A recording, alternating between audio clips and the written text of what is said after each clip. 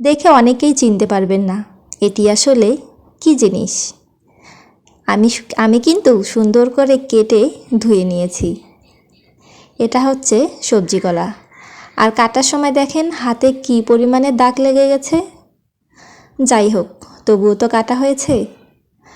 আমি কলাটি যখন ছিলে নেওয়ার সময় তারপরে একটা অপোজিট গামলায় পানিতে একটু হলুদ গুঁড়ো দিয়ে রেখেছিলাম, কারণ কলা তো কাটার পরে কালো দাগ হয়ে যায়।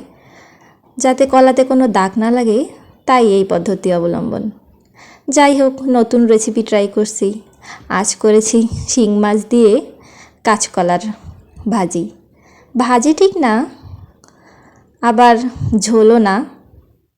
যাই হোক, প্রথমে মরিচ পেঁয়াজ ভেজে নিয়ে সেখানে কয়েক টুকরো মাছ দিয়ে দিব। আসলে নতুন কিছু রান্না করার সময় আমি একটু কম করেই রান্না করি। বলা তো যায় না, যদি আবার ভালো করে রাঁধতে না পারি তখন খাবে কে। তাই তো অল্প করে কিছু মাছ নিয়েছি। আর আমি সবজি কলা কেটে রেখেছি 4টি। তারপর মরিচ পেঁয়াজ ভুনানোর পরে মাছ দিয়ে একটু হালকা করে ভেজে নিব।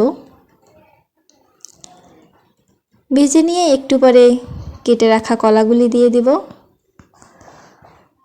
যাই হোক, আম্মু বাসায় ছিল না বলে আজ এরকমভাবে করতে পারছি। যদিও বা আম্মু এভাবে দিত না করতে।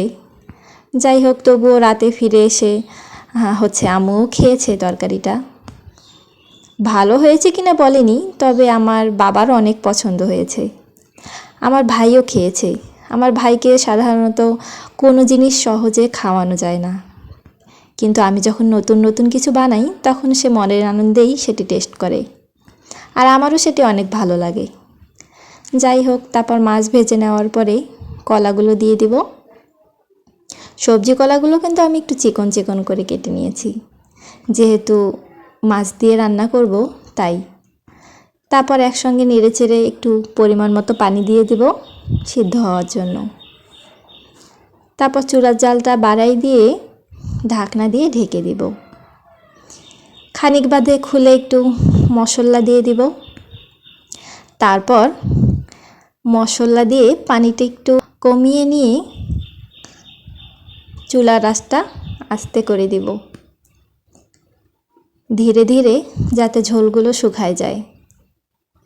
আমি এটির বেশি ঝোল রাখবো না, হালকা একটু রাখবো। যাই হোক, রান্না করতে করতে আমি লবণ দেখার জন্য একটু মুখে দিয়েছিলাম। আমারও বেশ ভালোই লেগেছে।